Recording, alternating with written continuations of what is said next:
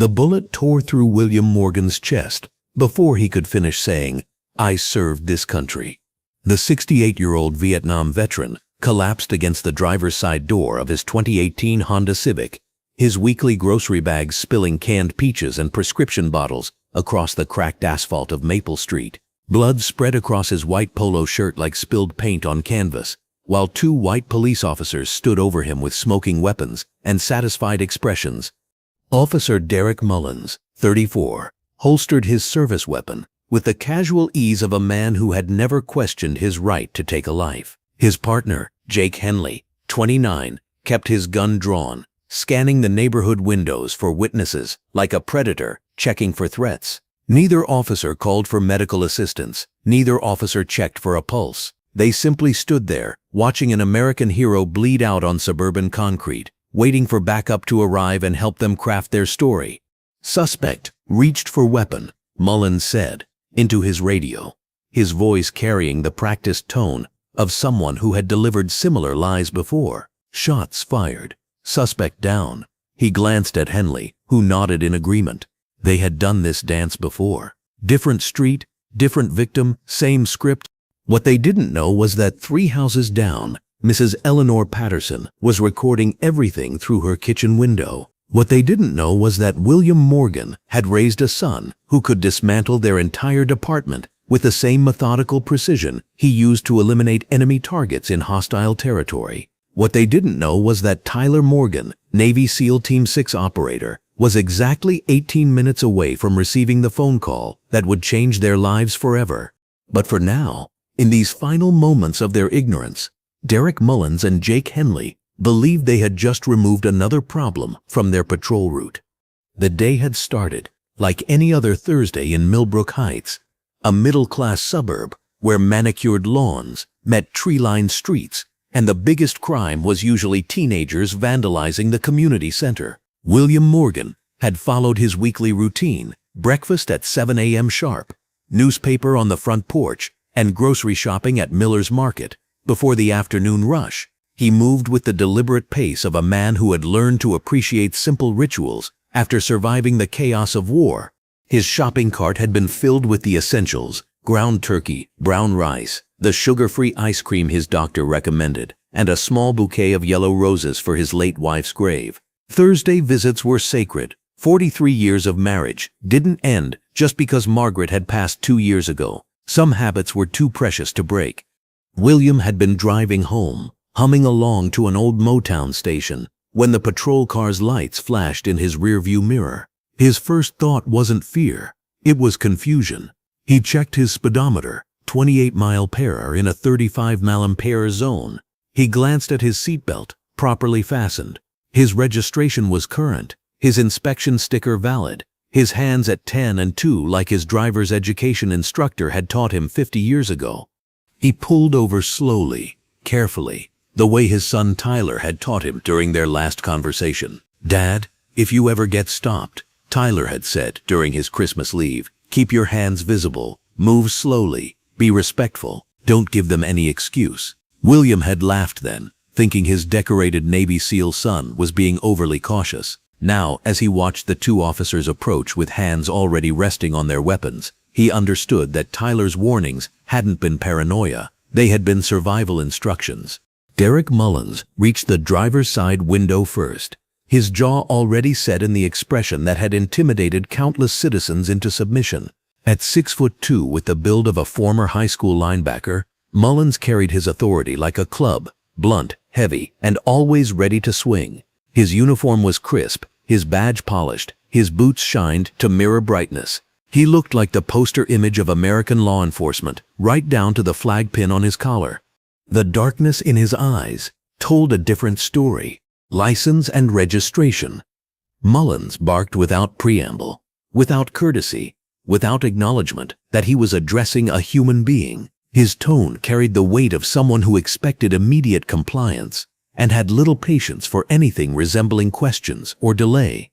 William reached slowly toward the glove compartment, announcing each movement like Tyler had taught him.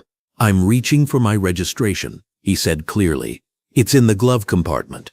His voice carried the measured cadence of a man who had learned precision under pressure.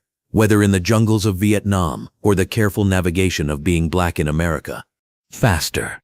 Henley snapped from the passenger side, his hand now gripping his weapon. At 29, Jake Henley was newer to the force, but had quickly learned that aggression was rewarded and restraint was weakness.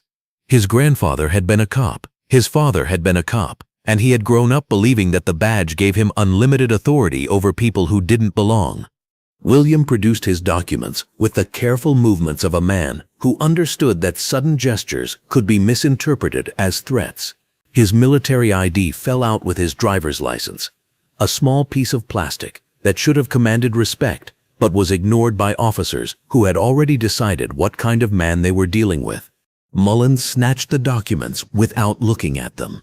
His attention was focused on William's face, searching for signs of defiance, disrespect, or the kind of attitude that justified escalation. In Mullins's worldview, traffic stops were opportunities to assert dominance, and citizens were either compliant subjects or potential threats. There was no middle ground. "Step out of the vehicle," Mullins ordered. "Officer, may I ask why I'm being stopped?" William's question was polite, measured, carrying the authority of a man who had commanded respect in Vietnam and earned it through 4 decades of community service. He taught Sunday school at Mount Olive Baptist Church, coached youth basketball, and had never received so much as a parking ticket. The question ignited something ugly in Mullins' chest. Disrespect, challenge, the kind of attitude that needed to be corrected immediately and permanently. "I said step out of the vehicle," Mullins roared, his hand moving to his weapon. "Don't make me tell you again." William complied slowly, his 68-year-old joints protesting as he emerged from the driver's seat. He stood with his hands visible, his posture non-threatening, his expression calm despite the growing fear in his chest. This wasn't how traffic stops were supposed to go. This wasn't how American citizens were supposed to be treated. "Turn around, hands on the car," Henley commanded, his weapon now drawn and pointed at William's back. The escalation was swift, practiced, following a script that both officers had memorized through repetition and department culture. William turned slowly, placing his palms flat against the roof of his Honda. The metal was warm from the afternoon sun, and he could smell the roses still fresh in his back seat. Margaret would have loved them. She always said yellow roses meant friendship and joy, emotions that seemed impossibly distant in this moment. "What's this about?" William asked again, his voice still steady despite his racing heart. "I wasn't speeding. I wasn't." The first blow came without warning.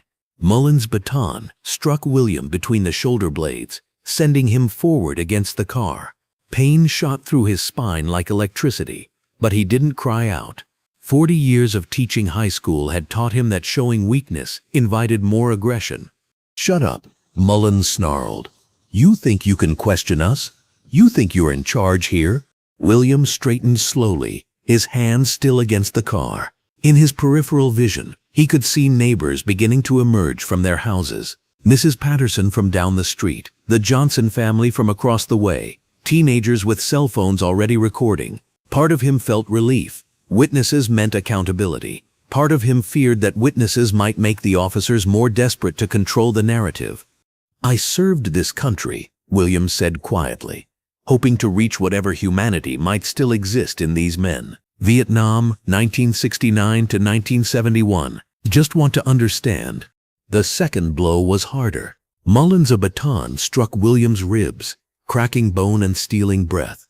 This time, William did cry out, a sharp gasp of pain that echoed off the suburban houses like a prayer no one wanted to hear. "I don't care where you served," Mullins shouted. "You're questioning my authority, and that makes you a threat." Henley moved closer, his weapon still drawn. "He's reaching for something," he yelled to no one in particular, establishing the foundation for what they both knew was coming next. William wasn't reaching for anything. His hands remained pressed against the car, his body bent forward from the pain in his ribs. But truth had never been relevant to this particular script. Henley and Mullins had performed this scene before, in different neighborhoods, with different victims. The outcome was always the same. "I don't see anything," called out Mrs. Patterson from her front porch, her voice carrying clearly across the street. He's not reaching for anything. The witnesses were becoming a problem. Mullins felt the familiar surge of adrenaline that came with losing control of a situation. Too many eyes watching, too many voices questioning, too many people who didn't understand that authority was meant to be absolute. "Get back inside," he shouted at the growing crowd. "This is police business." But the crowd didn't disperse. If anything, more neighbors emerged, drawn by the commotion and the growing sense that something terrible was unfolding on their quiet street. Cell phones appeared like digital fireflies, recording everything, preserving what would soon become evidence of an American tragedy. William tried to turn around, tried to face the officers and de-escalate the situation with eye contact and human connection. His movement was slow, deliberate, non-threatening, the careful gesture of a grandfather trying to reason with unreasonable men. Mullins saw threat where there was only exhaustion. He saw defiance where there was only confusion. He saw everything his training had taught him to see in black men who forgot their place. "Gun!" Henley screamed, though no weapon existed anywhere except in their holsters. The bullets came in quick succession. 3 shots from Mullins, 2 from Henley, each one tearing through William Morgan's chest and abdomen like thunder breaking the afternoon quiet. The sound echoed off houses and trees, sending birds fleeing and neighbors screaming, creating the kind of chaos that would live in this community's memory forever. William Morgan collapsed against his car, his body sliding down the driver's side door until he sat on the asphalt, with his back against the Honda's frame. Blood spread across his white polo shirt in abstract patterns that would have been beautiful if they weren't marking the end of a life well lived. His breath came in short gasps, each one weaker than the last. In those final moments, as his vision began to dim, William thought about Tyler. His son would be devastated. His son would blame himself for not being there to protect him. His son would carry this burden for the rest of his life unless someone helped him understand that some evils existed beyond any individual's power to prevent. William's last conscious thought was a prayer that Tyler would find peace, not vengeance. That his son would use his considerable skills to build rather than destroy, to heal rather than harm. He died thinking about yellow roses and Sunday mornings, about his late wife's laugh and his son's proud smile during graduation from SEAL training. He died thinking about the good things, because even in the face of ultimate injustice, William Morgan remained the kind of man who chose hope over hatred. The officers stood over his body for nearly 30 seconds before either moved to call for backup. 30 seconds of silence, except for the distant sound of neighbors crying and the soft hum of cell phone cameras preserving their crime for digital eternity. Finally, Mullins keyed his radio. "Dispatch, we have shots fired. Suspect is down. Need backup and a bus." His voice was steady, professional, betraying nothing of the brutality that had just occurred. But 18 minutes away, Tyler Morgan's secure satellite phone was beginning to ring. The secure satellite phone shattered Tyler Morgan's world at exactly 3:47 p.m. Eastern Standard Time. He was suspended 40 feet above the Virginia coastline, rappelling down the side of a simulated enemy compound during advanced tactical training when the encrypted device buzzed against his chest. SEAL Team 6 operators didn't receive personal calls during active training exercises. The fact that this call had bypassed military protocol and reached him in the field meant only one thing: emergency. Tyler's boots hit the ground with practiced silence as he completed his descent. Around him, 12 of America's most elite warriors continued their exercise, moving through the mock village with lethal precision. But Tyler's focus had shifted from mission objectives to the growing dread in his chest as he recognized the number on his phone's display. Detective Maria Santos, Millbrook Heights Police Department, his father's local precinct. Tyler stepped away from his team, his heart rate spiking in a way that combat had never achieved. He pressed the secure connection button and lifted the phone to his ear, already knowing that his life was about to change forever. "Is this Tyler Morgan?" Detective Santos' voice carried the careful tone of someone who had delivered devastating news before. someone who understood that words could destroy as efficiently as bullets. "This is Senior Chief Petty Officer Morgan," Tyler replied automatically, his military bearing taking over even as fear clawed at his throat. "What's happened?" The pause lasted only 3 seconds, but to Tyler, it felt like an eternity. In those 3 seconds, he thought about his father's weekly phone calls, always on Sunday evenings, always filled with stories about the neighborhood, updates on the church basketball team William coached, gentle complaints about his arthritis. In those 3 seconds, Tyler remembered their last conversation, just 4 days ago, when William had joked about getting old and slow. "Mr. Morgan, I'm very sorry to inform you that your father, William Morgan, was involved in a fatal officer-involved shooting this afternoon." The words hit Tyler like a sniper's bullet, precise, devastating, and impossible to defend against. The world around him continued moving, his teammates still conducting their exercise, helicopters still circling overhead, the Virginia sun still shining with indifferent brightness. But Tyler's universe had collapsed into a single moment of unbearable clarity. Involved how?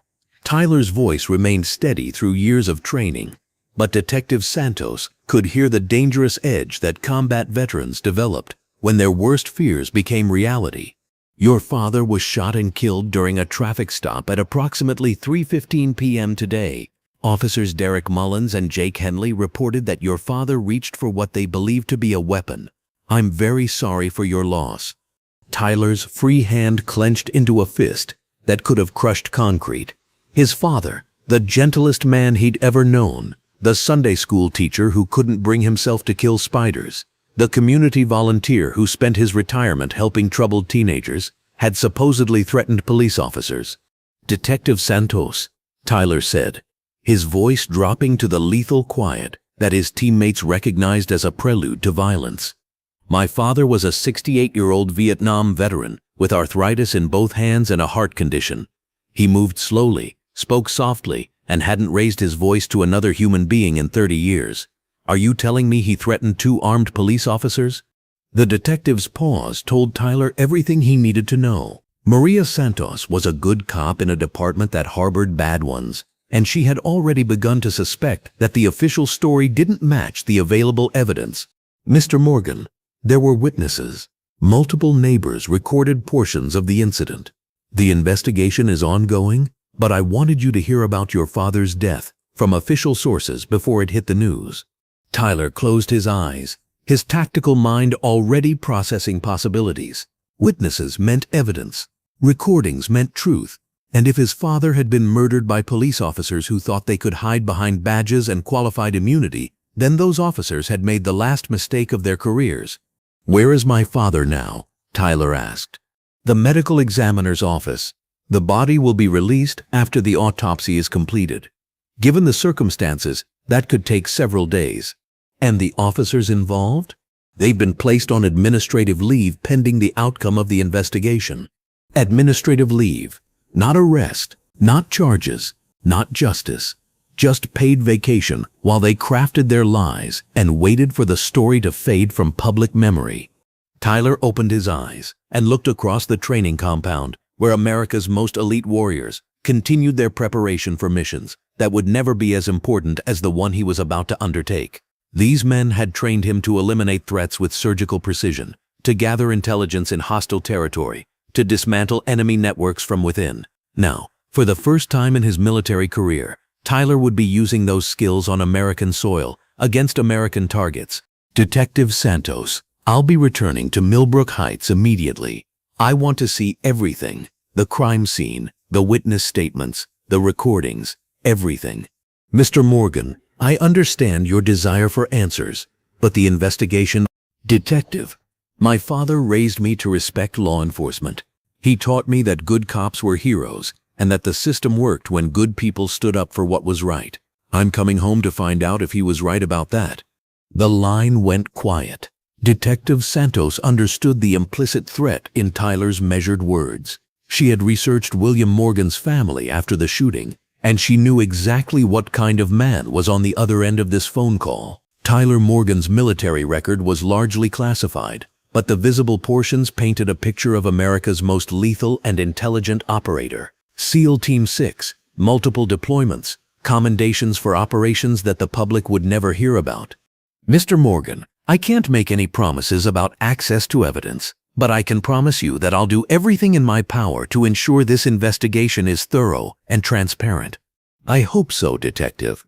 For everyone's sake, I really hope so. Tyler ended the call and stood motionless for nearly a minute, processing the reality that his father was gone. William Morgan, the man who had taught him to tie his shoes, to throw a baseball, to treat every person with dignity, regardless of their circumstances, had been murdered by the very system he had taught Tyler to respect.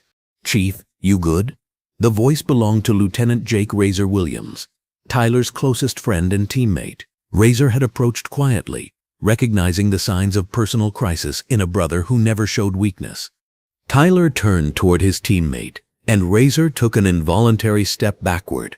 Tyler's eyes held the cold, calculating expression that appeared only when he was planning something terrible for America's enemies. Razor had seen that look before, in hostile territory, moments before Tyler eliminated targets with terrifying efficiency. "My father was murdered," Tyler said simply. Razor's expression shifted immediately from concern to the deadly focus that made SEAL Team 6 the most feared unit in the world. "Who?" "Police officers, in my hometown." Tyler's voice carried no emotion, but Razor could see the violence being contained behind military discipline. "I need to go home." "I'm coming with you." "No." Tyler's response was immediate and final. "This is personal, and what I'm going to do needs to be legal." Razor studied his teammate's face and understood. Tyler wasn't planning a military operation. He was planning something worse. He was planning to use the system itself as a weapon, to turn American law enforcement against the corrupt officers who had murdered his father. It would be more devastating than any bullet, more permanent than any explosion. "Chief, you need backup on this. You can't." "I can't what? I can't investigate the murder of my father? I can't demand justice from a system that's supposed to protect people like him?" Tyler's voice remained controlled, but Razor could see the fury building beneath the surface. "Those officers don't know who they killed. They don't know what they've started. They're about to learn that some people have the skills to destroy their lives as efficiently as they destroyed my father's." Lieutenant Commander Sarah Mitchell appeared at Tyler's shoulder, having monitored the situation from a distance. As the unit's commanding officer, she understood both the personal crisis her best operator was facing and the potential consequences of that crisis. "Morgan, I monitored your call. I'm sorry for your loss." Her words carried genuine sympathy, but her tone remained professional. "What do you need?" "Emergency leave, ma'am. 2 weeks minimum. Done. Transport is available to get you home within 4 hours." Commander Mitchell paused, studying Tyler's expression. "Morgan, I need to say this officially. You're a civilian in this situation. You have no military authority, no operational support, and no legal protections if you step outside the law." Tyler nodded acknowledgement. "Understood, ma'am." Unofficially, Commander Mitchell continued, her voice dropping so only Tyler could hear. "Your father raised a good man who became an exceptional warrior. Don't let his killers turn you into something he wouldn't recognize." The warning was clear, but Tyler had already made his decision. He wouldn't become a killer. He would become something far more dangerous to corrupt police officers. He would become their worst nightmare. An intelligent, trained, morally motivated citizen with the skills to expose their corruption and the connections to ensure justice was served.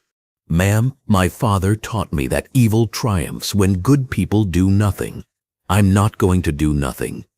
Commander Mitchell nodded slowly. She had seen Tyler eliminate threats in Syria, Afghanistan, and countries that didn't officially exist on military maps, but she had never seen him as focused, as determined, as he appeared in this moment.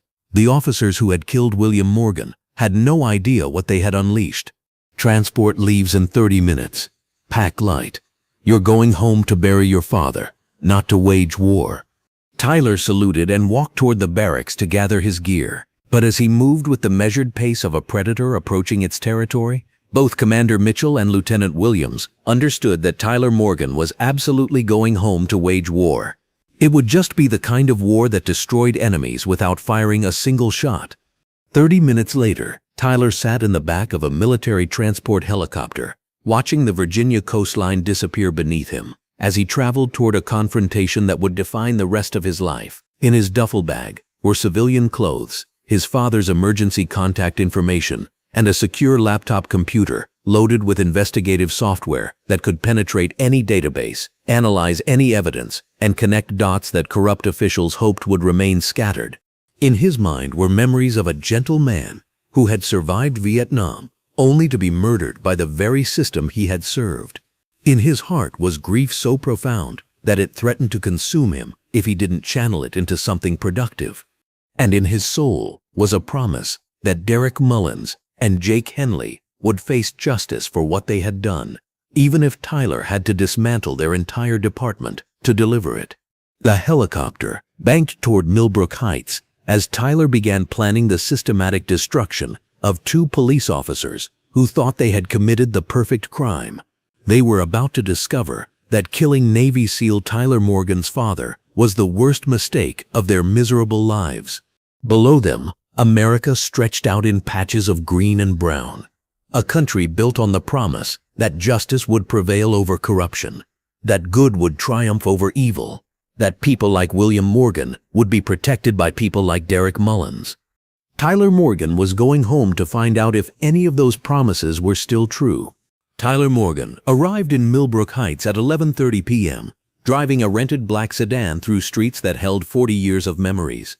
Past the elementary school where his father had volunteered as a crossing guard. Past the community center where William had coached youth basketball until arthritis made the whistle too heavy to hold. Past Mount Olive Baptist Church, where his father's voice had led Sunday morning prayers for 2 decades. Every familiar landmark felt like a ghost now, a reminder of the life that had been stolen, and the man who would never again walk these sidewalks with his careful, dignified pace. Tyler parked 3 blocks from Maple Street and approached on foot, moving through shadows with the silent precision that had made him legendary among special operations forces. He wasn't ready to face the crime scene directly, not yet. First, he needed intelligence. He needed to understand exactly what had happened to his father and how the official narrative was being constructed to protect 2 murderers. The crime scene tape was still up, fluttering in the night breeze like yellow prayer flags marking sacred ground. Portable floodlights cast harsh white circles on the asphalt where William Morgan had died, creating an almost theatrical presentation of tragedy. Tyler counted 4 evidence markers scattered around his father's Honda Civic, which remained exactly where it had been when the bullets found their target. From his concealed position behind Mrs. Patterson's garden shed, Tyler activated the night vision scope he had quietly borrowed from his military gear. Through the green-tinted lens, he studied every detail of the scene with the methodical precision of a sniper, calculating distance and wind speed. Blood-stained patterns on the asphalt told the story of his father's final moments. The largest concentration was against the driver's side door, where William had slid down after being shot. Smaller droplets created a trail suggesting he had tried to move, tried to survive, tried to reach help that would never come. Tyler's jaw tightened as he noticed what the investigators had missed or chosen to ignore. The bullet trajectory angles were all wrong for the officer's official story. If William had been reaching for a weapon inside the car, the shots would have come from behind and above. Instead, the evidence suggested the bullets had struck from the front and slightly below, meaning his father had been facing the officers when they opened fire. They had looked him in the eyes and murdered him in cold blood. Through the scope, Tyler watched a lone crime scene technician collecting final evidence under the supervision of Detective Maria Santos. The detective moved with the careful precision of someone who understood that this case would be scrutinized by federal investigators, civil rights organizations, and media outlets. Every piece of evidence would need to be cataloged, preserved, and documented according to the highest standards. Tyler respected that level of professionalism, even as he planned to conduct his own parallel investigation using resources that Detective Santos couldn't access. His secure phone vibrated once. A text message from an encrypted number he recognized immediately. Lieutenant Williams had sent him preliminary intelligence gathered through unofficial military channels. Mullins 8 excessive force complaints, 3 formal investigations, 0 sustained charges, pattern of targeting minority citizens. Henley 4 excessive force complaints, 1 pending civil lawsuit, history of inflammatory social media posts. Both officers known to supervisors as problems, but protected by union and qualified immunity. Full files attached. Tyler downloaded the encrypted files and began reading by the light of his phone's screen. What he discovered was a textbook example of how American law enforcement protected its worst elements while sacrificing its best. Derek Mullins and Jake Henley weren't rogue officers who had suddenly snapped. They were serial abusers who had been enabled by a system that valued loyalty over justice. Mullins' file revealed a pattern of escalating violence that stretched back 8 years, traffic stops that became beatings, arrests that became hospital visits, citizens who filed complaints that mysteriously withdrew them before hearings could be scheduled. 3 different internal affairs investigations had concluded that Mullins' actions were within policy guidelines, despite witness testimony and medical evidence suggesting otherwise. Jake Henley's profile was equally disturbing. Screenshots of his deleted social media posts showed a clear pattern of racial hatred, including memes about cleaning up the streets and teaching respect to people who forget their place. His personnel file contained written warnings about inappropriate language, but no serious consequences for behavior that should have disqualified him from wearing a badge. Tyler felt his anger crystallizing into something colder and more dangerous: strategic fury. These men hadn't killed his father in a moment of panic or poor judgment. They had murdered him as part of a deliberate pattern of racial terrorism that their department had knowingly enabled. That made everyone who had protected them complicit in William Morgan's death. Tyler shifted his position to get a better view of the crime scene and froze. A second police car had arrived, and 2 familiar figures were emerging from the passenger compartment. Derek Mullins and Jake Henley had returned to the scene of their crime, ostensibly to provide additional information to investigators, but more likely to ensure their story remained consistent. Through his night vision scope, Tyler got his first clear look at his father's killers. Mullins moved with the swagger of a man who had never faced consequences for his actions. Even in civilian clothes, he carried himself like he was still wearing a uniform, still protected by qualified immunity and department solidarity. His body language radiated confidence, entitlement, and complete absence of remorse for taking a human life. Henley appeared more nervous, glancing around the crime scene like he expected threats to emerge from the shadows. He was younger, less experienced, and clearly struggling with the reality of what they had done, but his discomfort seemed rooted in fear of consequences rather than genuine guilt over murdering an innocent man. Tyler watched them approach Detective Santos, who greeted them with professional courtesy but noticeable coldness. Through his military-grade audio enhancement equipment, he could hear fragments of their conversation carried on the night wind. "Just want to make sure we didn't miss anything important," Mullins was saying, his voice carrying the false concern of a man trying to appear cooperative. "Clear threat response. Textbook police work," Henley added, reinforcing their fabricated narrative. Detective Santos responded with neutral professionalism, but Tyler could see her body language shift subtly away from the 2 officers. She didn't trust them, and she was building a case that would prove their story was fabricated. Tyler felt a moment of hope that justice might be possible through official channels. That hope died when Police Chief Robert Hammond arrived at the scene. Tyler had researched Hammond during his flight home, a 30-year veteran who had risen through the ranks by protecting problematic officers and maintaining the department's public image. Hammond's arrival meant the cover-up was about to begin in earnest. Tyler watched the police chief pull Detective Santos aside for a private conversation that lasted nearly 15 minutes. He couldn't hear the specific words, but he could read the body language clearly enough. Hammond was explaining how this investigation would be conducted, what conclusions it would reach, and what evidence would be emphasized or minimized. When the conversation ended, Detective Santos looked defeated. She understood that her careful investigation would be undermined by political pressure and department loyalty. Justice for William Morgan would have to come from outside official channels. Tyler made his decision. He withdrew from his observation position and moved deeper into the neighborhood, following routes he had memorized during childhood games of hide and seek. 3 blocks from the crime scene, he found what he was looking for: Mrs. Eleanor Patterson's house, where the woman who had witnessed his father's murder was probably awake, traumatized, and afraid. Tyler approached her front door with the respectful caution of a man who understood that she had already suffered enough. He knocked gently, identified himself clearly, and waited patiently for her to verify his identity through the peephole. "Mrs. Patterson, my name is Tyler Morgan. William Morgan was my father. I know this is difficult, but I need to hear what you saw." The door opened slowly, revealing a woman in her 70s with tears in her eyes and a cell phone clutched in her shaking hands. She had been expecting this moment since the shooting, knowing that someone would eventually come asking for the truth that the police department was trying to bury. "Oh, honey," she whispered, pulling Tyler into her living room. "I'm so sorry about your daddy. He was such a good man. Such a gentle, good man." Tyler sat in her floral print armchair, surrounded by family photographs and the comfortable clutter of a life well lived, and listened to Mrs. Patterson describe his father's final moments in excruciating detail. "They didn't give him a chance," she said, wiping tears with a tissue that had already been used too many times. "Your daddy was just standing there with his hands on the car, trying to answer their questions, when that first officer hit him with that stick.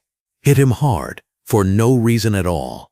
Tyler's hands remained steady as he took notes, but Mrs. Patterson could see the dangerous calm in his eyes, the expression of a man who was memorizing every detail for future reference. "Then what happened?" "Your daddy said something about serving his country, trying to calm them down, trying to make them see him as a person, instead of just—" She trailed off, unable to voice the racial dynamics that everyone understood but no one wanted to acknowledge. "It's okay, Mrs. Patterson. Please continue."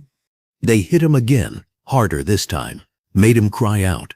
That's when I started recording with my phone. I knew something terrible was about to happen." She pulled up the video on her device with trembling fingers. "I've watched it 100 times, honey. Your daddy never reached for anything, never threatened them. They just shot him down like an animal."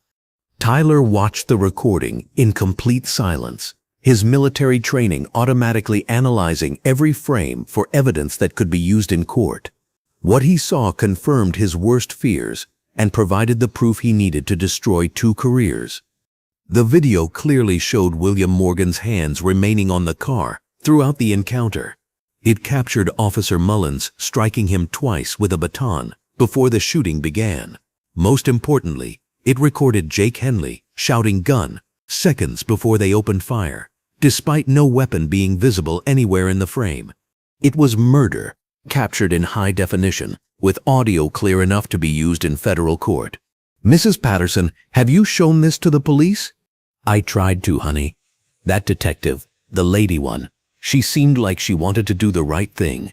But when I went to the station today, they told me I needed to wait for the official investigation, said they'd contact me when they were ready for my statement." Tyler understood immediately. The department was buying time to craft their narrative and coordinate their lies. They were hoping that witnesses would be intimidated into silence, that evidence would disappear, that the story would fade from public attention before anyone could demand accountability. They had underestimated the determination of a Navy SEAL with unlimited resources and nothing left to lose. "Mrs. Patterson, I need you to make copies of that video and send them to multiple locations.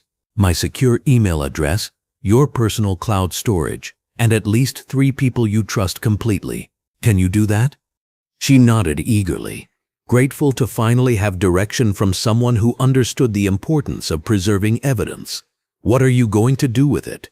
Tyler looked at the elderly woman who had risked her safety to document his father's murder, and he made a promise that would change everything. "I'm going to make sure the whole world sees what they did to my father, and then I'm going to make sure they face consequences for it." Mrs. Patterson studied Tyler's face and saw something that gave her hope for the first time since the shooting. This wasn't just a grieving son. This was a warrior who had found his mission. "Your daddy would be so proud of the man you became," she said softly. Tyler stood to leave, his intelligence gathering complete, and his next steps clear. Tomorrow, he would begin the systematic destruction of Derek Mullins and Jake Henley, using weapons they couldn't defend against, truth, evidence, and a network of federal contacts who owed him favors.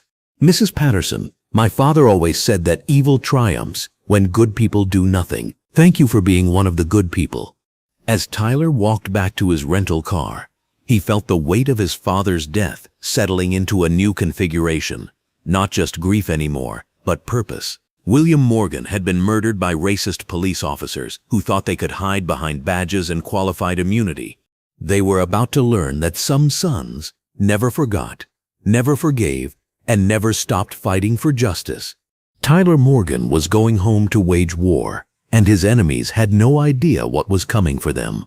Tyler Morgan waited until 7:30 a.m., when the morning shift change would bring Derek Mullins and Jake Henley back to Maple Street for what their department was calling a routine follow-up investigation. He positioned himself across the street from the crime scene, standing beside his father's Honda Civic, with the patient stillness of a predator who had already selected his prey. He wore his dress blue Navy uniform, every ribbon and medal precisely placed according to military regulation. The silver star gleamed on his chest, flanked by the Purple Heart, the Navy Cross, and decorations that most civilians wouldn't recognize, but every military veteran would respect immediately. Tyler had chosen his appearance carefully. He wanted these officers to understand exactly who they had wronged before he destroyed their lives. The morning sun cast long shadows across Maple Street as the police cruiser approached. Tyler could see Mullins driving, his posture casual and confident, while Henley rode shotgun with the nervous energy of a man who couldn't quite shake the feeling that consequences were coming. They parked exactly where they had yesterday, retracing their steps with the arrogance of murderers who believed they had committed the perfect crime. Neither officer noticed the figure standing motionless beside the victim's car. Neither one recognized the significance of the military uniform or the deliberate positioning that would soon trap them in front of multiple witnesses. Tyler waited until they stepped out of their patrol car before he moved. He walked toward them with the measured pace of a man attending a funeral. Slow, dignified, purposeful. Each step carried the weight of military precision and barely controlled grief. By the time the officers noticed him approaching, Tyler was close enough that retreat would look like cowardice in front of the gathering crowd of neighbors. "Officers Mullins and Henley," Tyler said, his voice carrying clearly across the morning air. His tone was respectful, professional, and utterly devoid of the rage that was burning in his chest like molten steel. Both officers turned toward him, their hands instinctively moving toward their weapons before they registered the Navy uniform and the controlled demeanor of someone who clearly wasn't a threat. Mullins recovered first, his swagger returning as he sized up what appeared to be just another citizen seeking answers. "We're conducting official police business," Mullins said dismissively. "You need to move along." Tyler stopped exactly 6 feet away from the officers, close enough to be heard clearly, far enough to appear non-threatening, and positioned so that Mrs. Patterson's cell phone camera would capture everything that happened next. "I'm Tyler Morgan," he said simply. The name meant nothing to either officer. They had murdered William Morgan without bothering to learn anything about his family, his service record, or the son who would inherit his legacy of dignity and strength. "That's my dad," Tyler continued, nodding toward the bloodstain on the asphalt where William Morgan had died. The words hit Derek Mullins and Jake Henley like lightning strikes, illuminating a reality they had never bothered to consider. The elderly black man they had gunned down in cold blood hadn't been just another statistic to be buried under paperwork and department solidarity. He had been someone's father, someone's hero, someone who mattered enough to Navy SEAL Team 6 that one of America's most elite warriors had come home to demand answers. Mullins' face went pale as his eyes focused on Tyler's uniform, taking in the decorations that marked him as one of the most dangerous men in the American military. The silver star alone indicated combat heroism beyond anything most people could imagine. The other ribbons and medals painted a picture of someone who had spent his career eliminating threats to American interests with surgical precision. Henley took an involuntary step backward, his body recognizing a predator even before his mind could process the implications of what they were facing. Your father? Mullins stammered, his earlier confidence evaporating like steam in the morning air. Tyler nodded slowly, never breaking eye contact with the man who had pulled the trigger that ended William Morgan's life. 68 years old, Vietnam veteran, Sunday school teacher, community volunteer, the gentlest man I've ever known. Each word was delivered with the measured cadence of someone reading from a memorial service program. But the underlying message was unmistakable. You murdered a good man, and now you're going to face his son. The crowd of neighbors that had begun gathering throughout the morning suddenly swelled as word spread through the community that William Morgan's boy had come home. Tyler could hear whispered conversations carried on the morning breeze. That's Tyler. He's Special Forces. Oh my Lord, those officers don't know what they've done. That boy's gonna get justice for his daddy. Detective Maria Santos emerged from her unmarked car. Having arrived to supervise the officer's follow-up investigation, she recognized Tyler immediately from photographs in William's house. The proud father had displayed pictures of his son in dress uniform throughout his living room. Santos understood that this confrontation was exactly what Chief Hammond had been trying to prevent by keeping the family away from the crime scene. But Tyler Morgan wasn't the kind of man who could be kept away from anything he was determined to reach. Mr. Morgan, Detective Santos called out, approaching carefully. I know this is difficult, but… Detective Santos, Tyler interrupted politely, acknowledging her presence without taking his eyes off his father's killers. I appreciate your efforts to investigate this case thoroughly. I'm just here to understand what happened to my father. Mullins found his voice, though it cracked slightly under the weight of Tyler's stare. Look, we're sorry for your loss, but your father made threatening gestures during a routine traffic stop. We had to defend ourselves. Tyler's expression didn't change, but everyone present could feel the temperature drop several degrees. Mrs. Patterson, who had been recording from her front porch, moved closer with her cell phone to ensure she captured every word of what was about to unfold. Threatening gestures, Tyler repeated slowly, as if testing the words for truth. My father, who had arthritis in both hands and moved with a walker on bad days, made threatening gestures toward two armed police officers. He reached for something, Henley added desperately, trying to support his partner's lie. We thought he had a weapon. Tyler reached into his jacket pocket with deliberate slowness, giving both officers time to see exactly what he was retrieving. He pulled out his cell phone and accessed Mrs. Patterson's video, which she had sent him the night before. Would you like to see what my father actually did during your routine traffic stop? Tyler asked, holding up the phone so both officers could see the screen. The video began playing, and Derek Mullins felt his world collapse in real time. The footage clearly showed William Morgan with his hands pressed against his car throughout the entire encounter.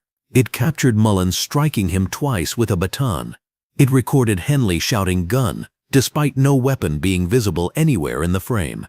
Most damning of all, it preserved the moment when they had looked into an innocent man's eyes and murdered him in cold blood.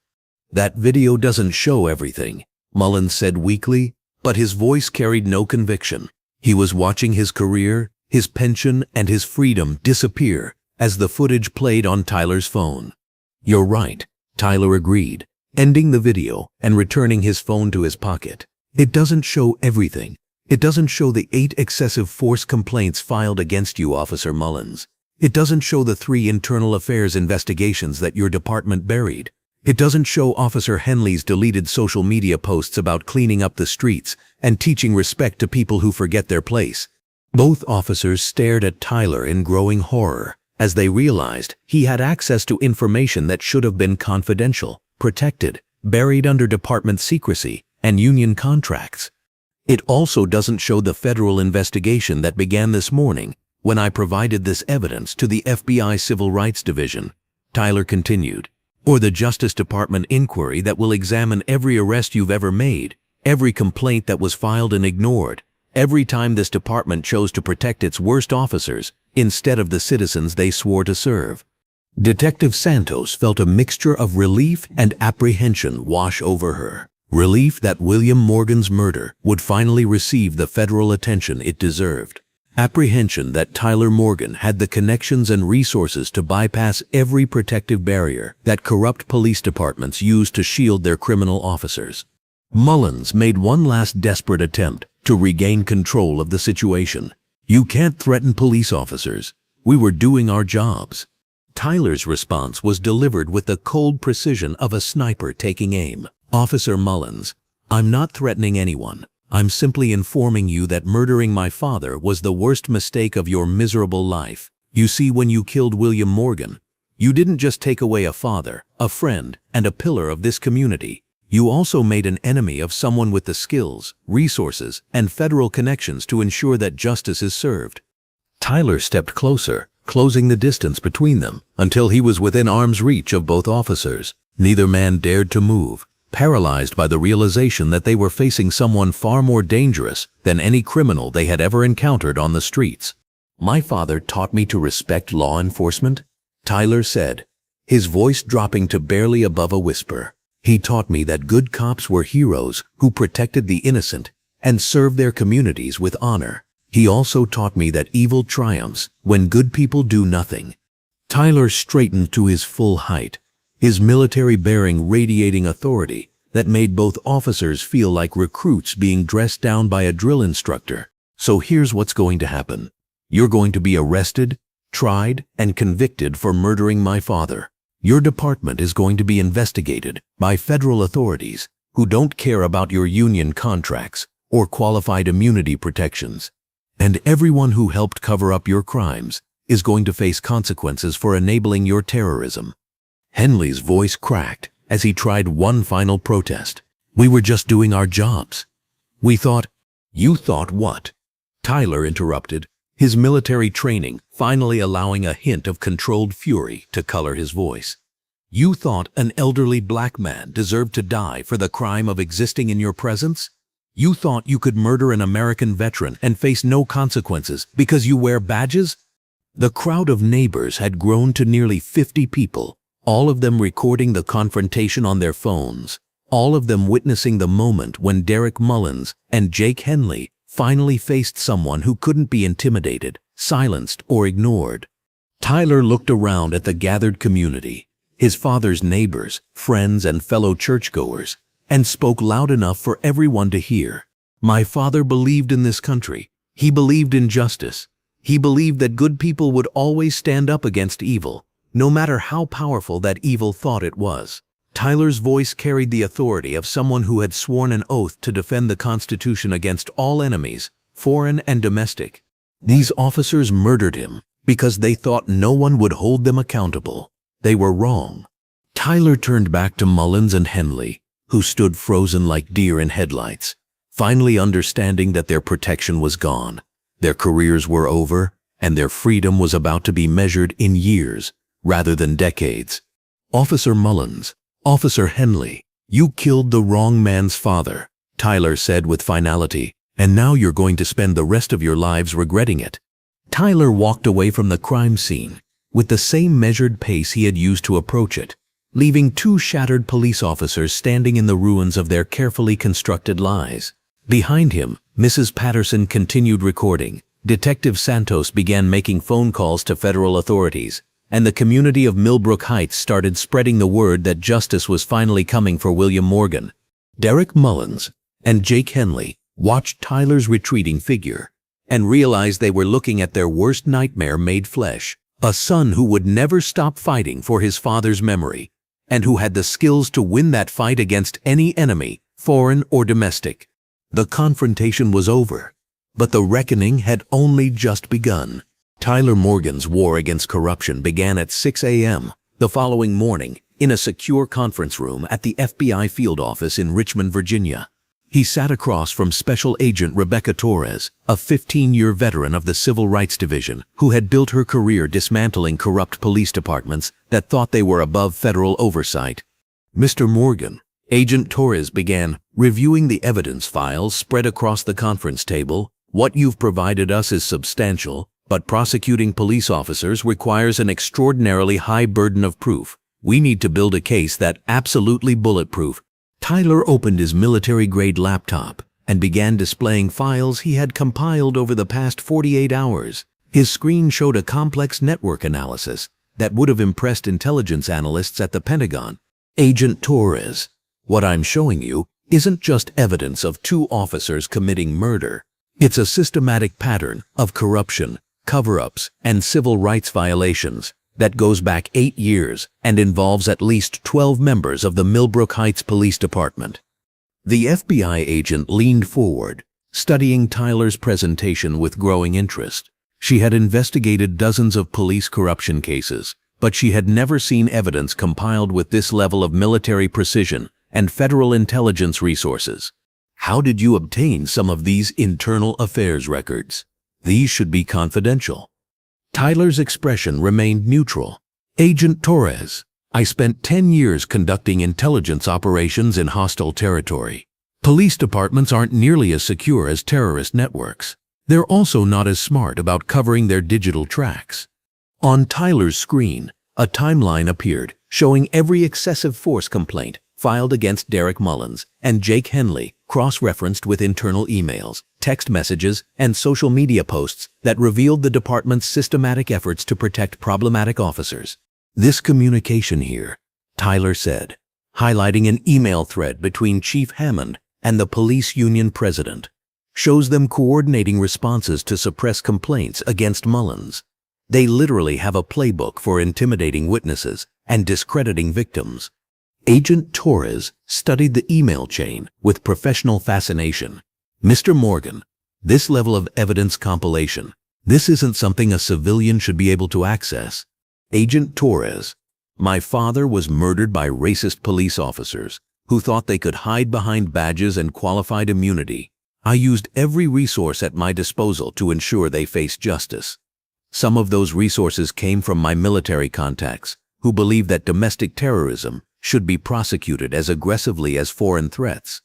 Tyler clicked to the next section of his presentation, revealing financial records that showed how the Millbrook Heights Police Department had paid over $2.3 million in excessive force settlements over the past 5 years, money that came from taxpayer funds rather than officer accountability.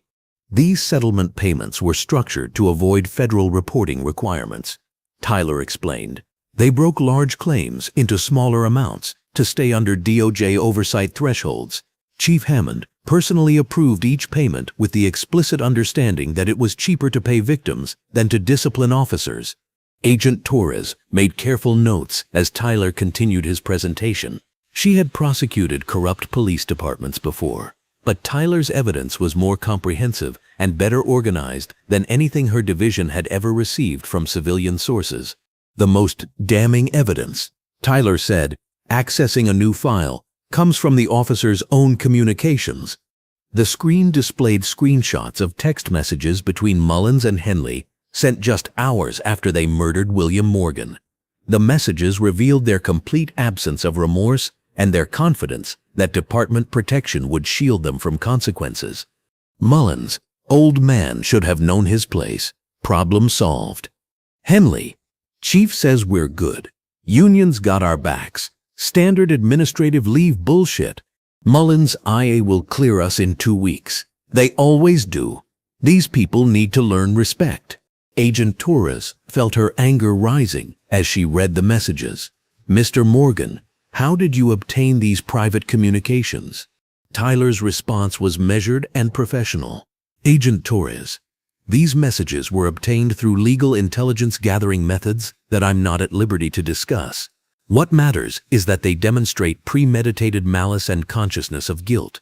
These officers knew they had committed murder, and they were confident their department would protect them. The FBI agent understood that Tyler had connections and capabilities that allowed him to operate in legal gray areas that were beyond civilian law enforcement reach. She also understood that his evidence was solid enough to survive any legal challenge that defense attorneys might raise.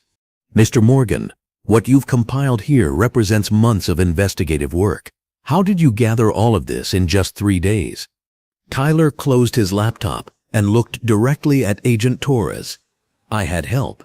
When word spread through military circles that police officers had murdered a Vietnam veteran and Navy SEAL's father, resources became available that I couldn't access on my own.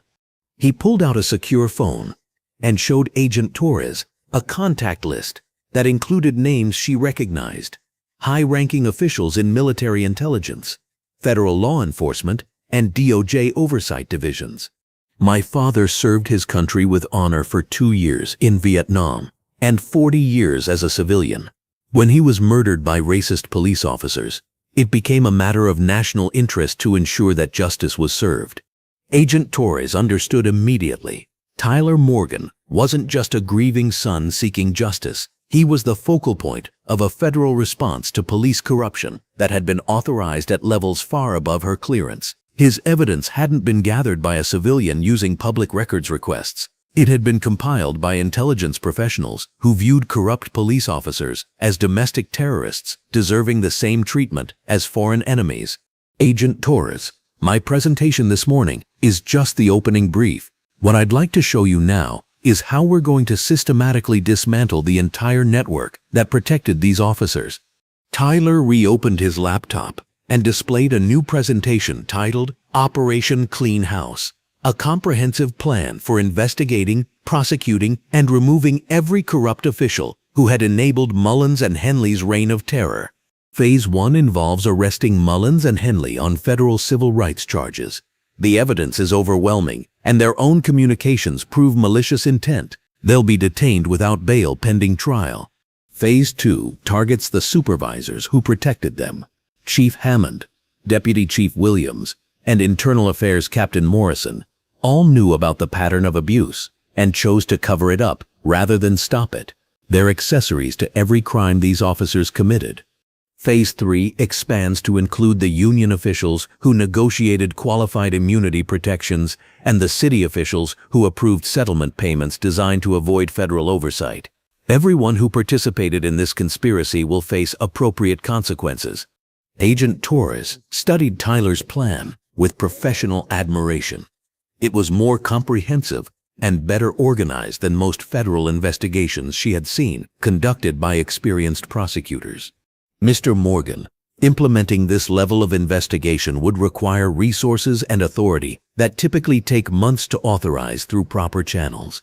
Tyler smiled for the first time since his father's death, a cold expression that carried no warmth but significant promise of justice. Agent Torres, those resources have already been authorized.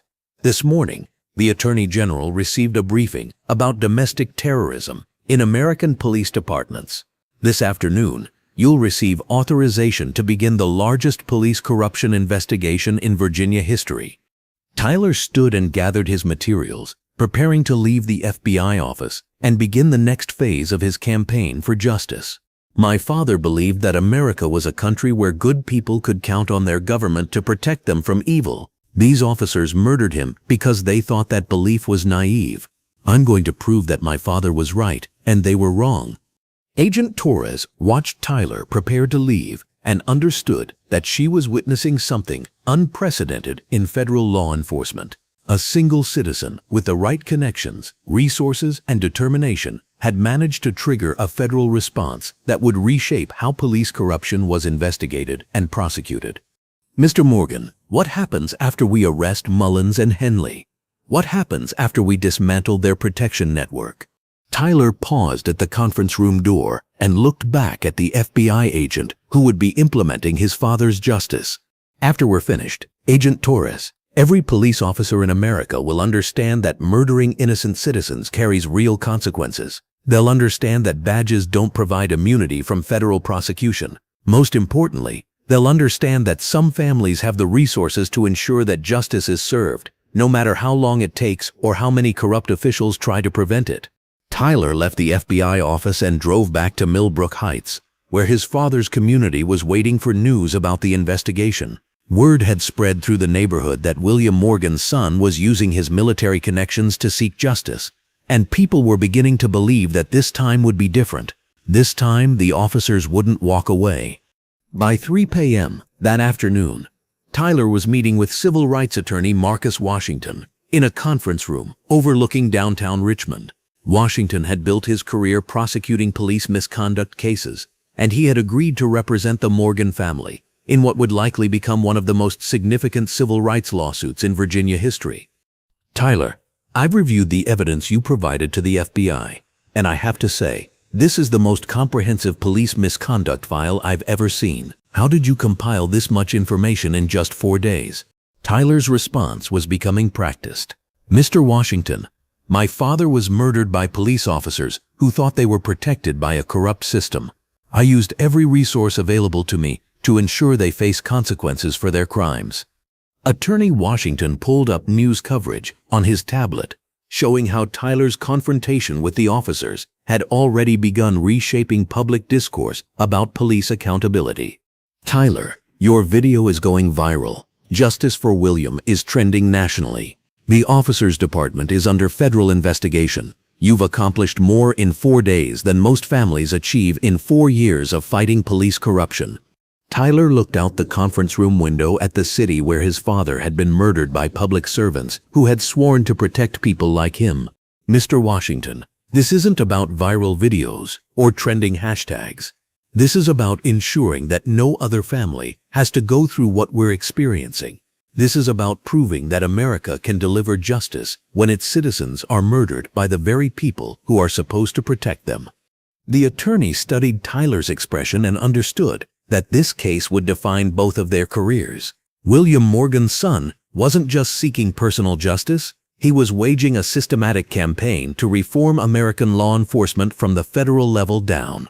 Tyler, are you prepared for the backlash? Police departments across the country are going to see this case as an attack on law enforcement itself. They're going to fight back with everything they have.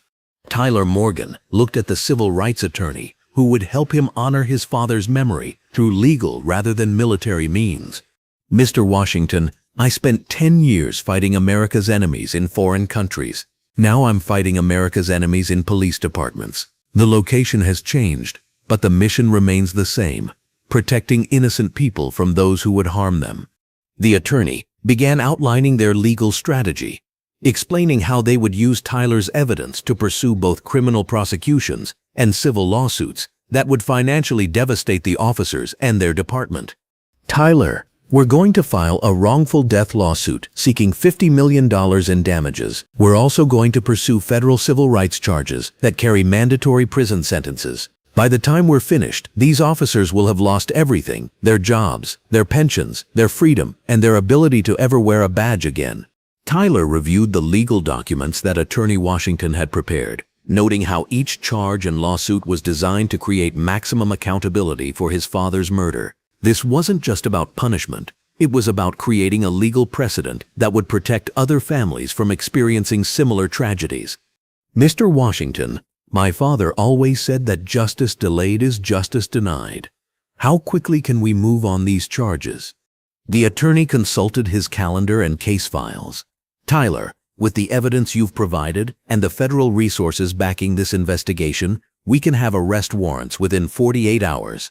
The preliminary hearing can be scheduled within 2 weeks. These officers are going to face justice faster than any police misconduct case I've ever handled. Tyler felt a sense of satisfaction that his father's death would result in swift, rather than delayed accountability. Too many families waited years for justice that never came. William Morgan's family would see results within weeks. There's something else, Tyler, Attorney Washington continued. The FBI contacted me this afternoon. They want to use your father's case as a model for investigating police corruption nationwide. They're calling it the Morgan Protocol, a systematic approach to exposing and prosecuting law enforcement officers who abuse their authority. Tyler understood the implications immediately. His father's death would save other lives by creating new standards for investigating police misconduct. William Morgan's legacy would extend far beyond his own family and community. Mr. Washington, my father believed that every life had purpose, even in death. If his murder results in protecting other families from similar tragedies, then his death will have meaning beyond our grief. As Tyler prepared to leave the attorney's office, he received a text message from Agent Torres. Arrest warrants approved. Federal marshals will execute tomorrow at 6 a.m. Justice for your father begins now. Tyler Morgan drove home through the streets where his father had been murdered, knowing that Derek Mullins and Jake Henley would wake up tomorrow as federal defendants facing life in prison rather than protected police officers confident in their immunity.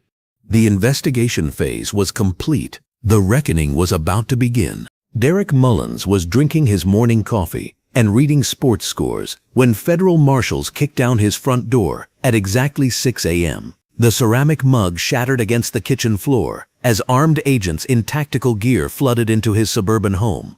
Weapons drawn, voices shouting commands that seemed to come from every direction at once. Derek Mullins, federal marshals, you're under arrest. Mullins raised his hands instinctively, his mind struggling to process the reality of what was happening. This was his house, his sanctuary, the place where he had always felt safe from the consequences of his actions on the street. Federal agents weren't supposed to be here. His union representative wasn't supposed to let this happen. Chief Hammond was supposed to protect him. There's been a mistake, Mullins stammered as handcuffs clicked around his wrists. I'm a police officer. I have rights. I demand to speak to my union representative. Marshal Patricia Reeves, a 20-year veteran who had arrested everyone from mob bosses to corrupt politicians, looked at Mullins with the cold professionalism of someone who had heard similar protests from hundreds of criminals who thought their positions made them untouchable. Derek Mullins, you're under arrest for violation of federal civil rights laws, specifically 18 U.S.C. Section 242, deprivation of rights under color of law. You're also charged with conspiracy, obstruction of justice, and first-degree murder in the death of William Morgan. The words hit Mullins like physical blows. Federal charges meant federal courts, federal judges, and federal prosecutors who didn't care about local politics or police union contracts. Federal charges meant real consequences rather than administrative leave and internal investigations designed to protect him. This is Tyler Morgan's doing, Mullins said, his voice cracking with desperation. He's using his military connections to frame innocent police officers.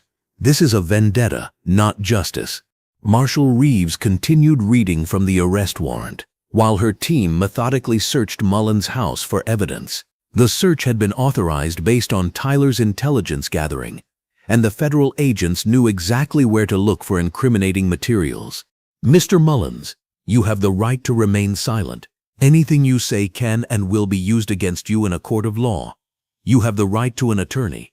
If you cannot afford an attorney, one will be provided for you. As the Miranda rights were read, other federal agents were conducting a thorough search of Mullins's property. In his bedroom closet, they found a collection of Confederate flags and white supremacist literature carefully hidden behind his police uniforms. In his computer, they discovered years of racist social media posts that had been deleted from public view but preserved in federal databases. In his phone, they found the text messages celebrating William Morgan's death. "What's this?" Marshal Reeves asked, holding up a framed photograph from Mullins' nightstand. The image showed him at a white supremacist rally, standing next to known hate group leaders and displaying symbols associated with domestic terrorism. Mullins' face went pale as he realized that his carefully hidden racist activities were about to become evidence in a federal murder trial. That's not what it looks like. I was undercover, investigating those groups for the department. Marshal Reeves consulted her evidence inventory and shook her head. Mr. Mullins, according to FBI intelligence, you've been associated with these groups for over 6 years. There are no department records of any undercover operations involving white supremacist organizations. These photographs are going to be exhibits in your murder trial. The Marshals team also discovered Mullins' personal journal, where he had documented his racist beliefs and his enjoyment of intimidating black citizens during traffic stops. Page after page revealed a pattern of deliberate targeting based on skin color, with detailed descriptions of how he escalated minor infractions into opportunities for violence. "This is Tyler Morgan's doing," Mullins repeated, his voice becoming desperate as the evidence mounted against him. "He's fabricating evidence to destroy innocent police officers. This is all fake." Marshal Reeves finished cataloging the evidence and prepared to transport Mullins to federal holding. "Mr. Mullins, This isn't fabricated evidence. This is documentation of your own racist beliefs, written in your own handwriting, found in your own house. Tyler Morgan didn't create this evidence. You did, over the course of 8 years of criminal behavior. As Mullins was loaded into the federal transport vehicle, his neighbors watched from their windows and doorways. Many of them had lived next to him for years without knowing that they shared their street with a white supremacist who had been using his police badge to terrorize minority citizens. Mrs. Helen Crawford, an elderly black woman who lived 2 houses down, stood on her front porch and watched the arrest with a mixture of satisfaction and sadness. "I always knew something was wrong with that man," she told her neighbor. "The way he looked at my grandchildren when they visited. I'm glad they finally got him." 3 miles across town, Jake Henley was experiencing his own moment of reckoning. Federal agents had surrounded his apartment building before dawn, cutting off every possible escape route with the efficiency of a military operation. When they knocked on his door, Henley initially refused to answer, hoping that silence would somehow make the charges disappear. The door lasted exactly 30 seconds against federal breaching equipment. "Jake Henley, federal marshals, you're under arrest." Henley was dragged from his bathroom, where he had been frantically trying to flush drug paraphernalia down the toilet, evidence of illegal substance abuse that would void his police certification and pension benefits. The irony wasn't lost on the arresting officers that a man who had spent years arresting people for drug possession was himself a user. "This isn't legal," Henley screamed as handcuffs were applied. "You can't arrest police officers like common criminals. We have protections." Marshal James Rodriguez, who had served 3 tours in Afghanistan before joining federal law enforcement, looked at Henley with disgusted familiarity. He had seen this same attitude from corrupt officials in war zones, the belief that authority provided immunity from consequences. "Mr. Henley, you murdered a Vietnam veteran in cold blood and then celebrated about it in text messages. Your protections evaporated the moment you decided to become a domestic terrorist." The search of Henley's apartment revealed additional evidence of his criminal activities. Federal agents found illegal firearms that had been confiscated during arrests, but never turned into evidence. They discovered stolen property that had been taken from crime scenes and never reported. Most damaging of all, they found a detailed list of minority citizens in the community, along with notes about the best times and locations to target them for harassment. "This is a hit list," Marshal Rodriguez observed, photographing the document for evidence. "You've been systematically stalking and targeting innocent people based on their race. This isn't police work. This is domestic terrorism." Henley's drug use had also compromised his judgment and created additional criminal liability. Federal agents found evidence that he had been selling confiscated drugs rather than destroying them according to department protocol. The profits from these illegal sales had been used to purchase weapons and equipment for his racist activities. "Jake Henley, you're also being charged with drug trafficking, illegal weapons possession, theft of government property, and conspiracy to commit hate crimes," Marshal Rodriguez announced as additional charges were added to the arrest warrant. As both officers were transported to federal holding facilities, word of their arrest spread through the Millbrook Heights Police Department like wildfire. Officers who had spent years covering for Mullins and Henley suddenly found themselves facing federal scrutiny, internal affairs investigations, and the possibility that their own careers might be destroyed by association with murderers. Detective Maria Santos received the news while reviewing evidence from William Morgan's murder case. She felt a mixture of relief and vindication as she realized that her careful investigation had contributed to the federal case against the 2 officers. Finally, she whispered to herself as she watched news coverage of the arrests. Finally, these criminals are facing real consequences. Santos had spent years trying to build cases against problematic officers, only to see her investigations undermined by department politics and union protection. Tyler Morgan's federal resources had accomplished in 1 week what she had been unable to achieve in 8 years of careful police work. Chief Robert Hammond received the news while meeting with the mayor and city attorney about damage control strategies. The phone call from FBI agent Torres changed the entire dynamic of their crisis management session. "Chief Hammond, this is Special Agent Rebecca Torres. with the FBI Civil Rights Division. I'm calling to inform you that Officers Derek Mullins and Jake Henley have been arrested on federal charges related to the murder of William Morgan. I'm also calling to inform you that you and several members of your command staff are subjects of our ongoing investigation into civil rights violations and conspiracy charges.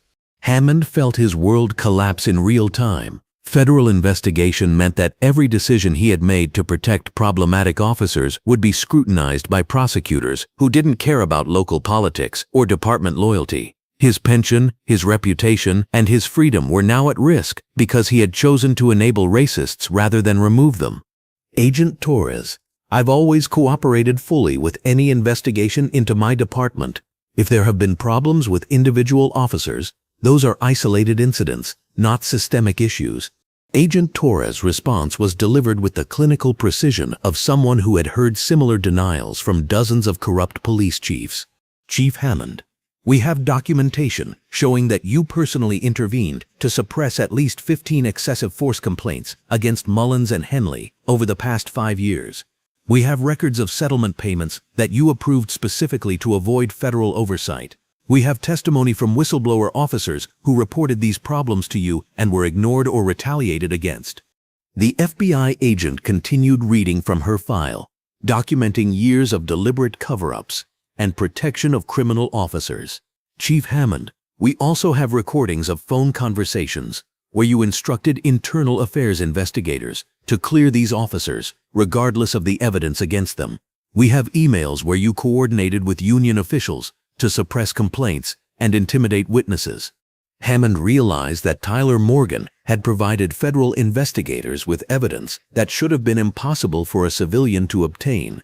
The Navy SEAL had somehow accessed internal affairs files, personnel records, and confidential communications that revealed the department's systematic protection of criminal officers. Agent Torres, I need to consult with my attorney before making any further statements. That's your right, Chief Hammond. But I should inform you that federal prosecutors will be seeking indictments against you and your command staff within 30 days. The era of protecting corrupt police officers is over in your department. The FBI agent's words carried the weight of federal authority, backed by unlimited resources and presidential attention. Tyler Morgan's military connections had elevated his father's murder case to the highest levels of government, ensuring that justice would be served regardless of local corruption. Mayor Patricia Williams, who had been listening to Hammond's conversation with growing alarm, understood that her own political career was now in jeopardy. Years of approving budgets that funded corrupt police operations and settlement payments that covered up crimes would now be scrutinized by federal prosecutors. Chief Hammond, I think we need to consider your immediate resignation, the mayor said quietly. The city can't survive the federal investigation that's coming if you remain in your position. Hammond looked around the conference room, where he had spent years planning cover-ups and protecting criminal officers. His legacy would now be defined by his role in enabling racism and murder rather than his decades of police service. Mayor Williams, I've served this city faithfully for 30 years. I don't deserve to be destroyed by one family's vendetta against law enforcement. City Attorney Marcus Chen, who had spent years crafting legal strategies to protect the department from civil rights lawsuits, shook his head with resignation. Chief Hammond, this isn't a vendetta. This is accountability. Tyler Morgan has provided federal prosecutors with evidence that we can't deny, suppress, or discredit. Your department harbored domestic terrorists, and now everyone who protected them will face consequences. By noon, news of the arrests had reached Tyler Morgan, who was meeting with community leaders at Mount Olive Baptist Church to discuss his father's memorial service. The notification came via secure text from Agent Torres. Both subjects in federal custody, no bail recommended, trial scheduled within 90 days. Tyler felt a mixture of satisfaction and sadness wash over him. Justice was finally being served for his father's murder, but no amount of legal accountability would bring William Morgan back or heal the wound that his death had created in the community. Pastor Michael Robinson, who had known William Morgan for 20 years, placed a comforting hand on Tyler's shoulder as he read the message. Tyler, your father would be proud of what you've accomplished, not just the arrests, but the way you've sought justice through legal means, rather than vengeance. That takes more strength than most people possess. Tyler looked around the church sanctuary, where his father had taught Sunday school for 2 decades, where children had learned about compassion and forgiveness from a man who embodied both virtues. William Morgan had never sought to harm anyone, even those who had wronged him. His son was determined to honor that legacy even while seeking accountability for his murder. Pastor Robinson, my father taught me that evil triumphs when good people do nothing. These arrests are just the beginning. We need to ensure that no other family experiences what we're going through. The pastor nodded thoughtfully. Tyler, what are your plans beyond the criminal prosecutions? How do we prevent this from happening again? Tyler pulled out his laptop and showed Pastor Robinson a presentation titled The William Morgan Community Safety Initiative, a comprehensive plan for police reform that would be funded by the civil lawsuit settlements. We're going to establish a civilian oversight board with real authority to investigate police misconduct. We're going to mandate body cameras for every officer interaction. We're going to require psychological evaluations that screen out candidates with racist or violent tendencies. Most importantly, we're going to create a database that prevents fired officers from being hired by other departments. The initiative represented everything that William Morgan had believed about America. That systems could be reformed when good people demanded change. That institutions could serve justice rather than corruption. That his son's military training could be used to build rather than destroy. Tyler, implementing these reforms will require political support at the state and federal level. Are you prepared for that kind of long-term commitment? Tyler closed his laptop and looked at the cross hanging above the altar where his father had taken communion every Sunday for 20 years. Pastor Robinson, my father spent 40 years serving this community through teaching, coaching, and volunteering. The least I can do is spend the next 40 years ensuring that his death results in positive change for other families. That afternoon, Tyler received a call from Attorney Washington with updates on the civil lawsuit proceedings. Tyler, the federal arrests have completely changed the landscape for our civil case. Mullins and Henley can't claim qualified immunity when they're facing federal murder charges. The city is already discussing settlement offers to avoid a trial that would expose even more corruption. Tyler wasn't interested in quick settlements that would allow corrupt officials to escape full accountability. Mr. Washington, I want this case to go to trial. I want every detail of their crimes exposed in open court.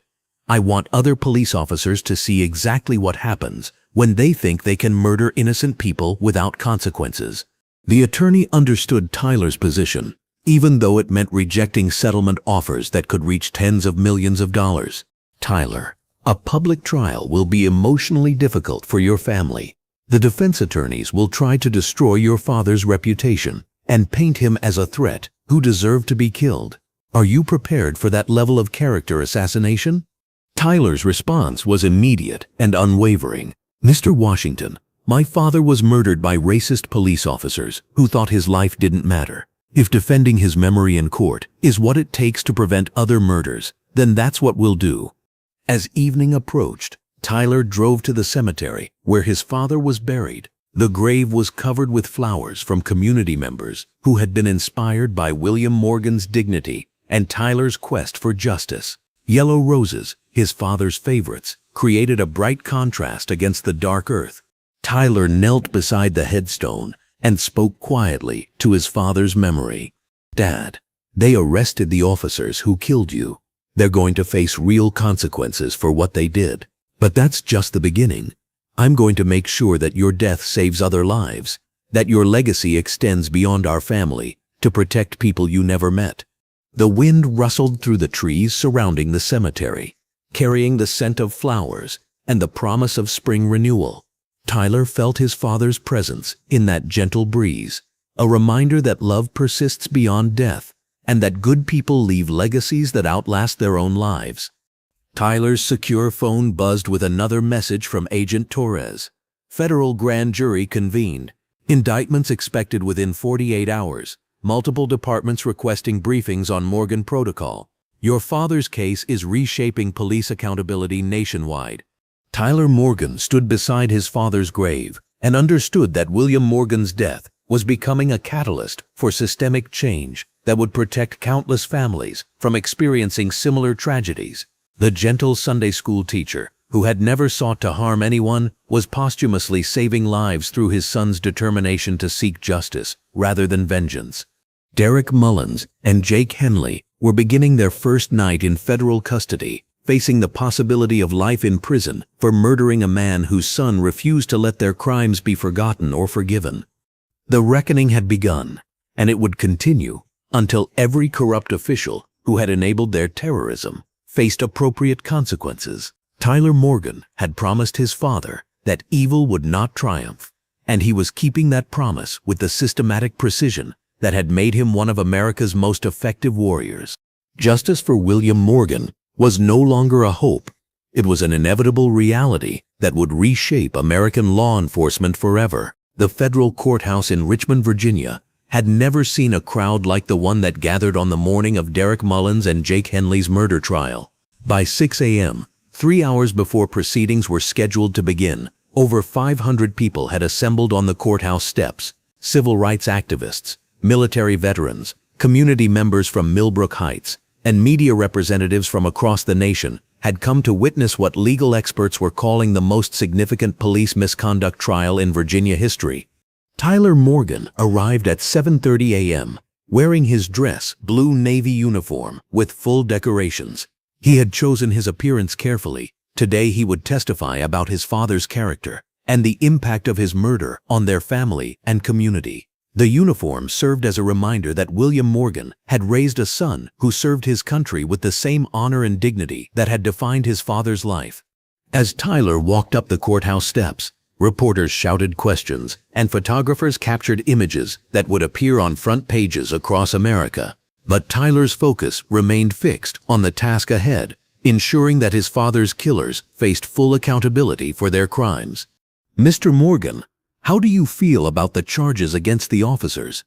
"Mr. Morgan, do you believe justice will be served?"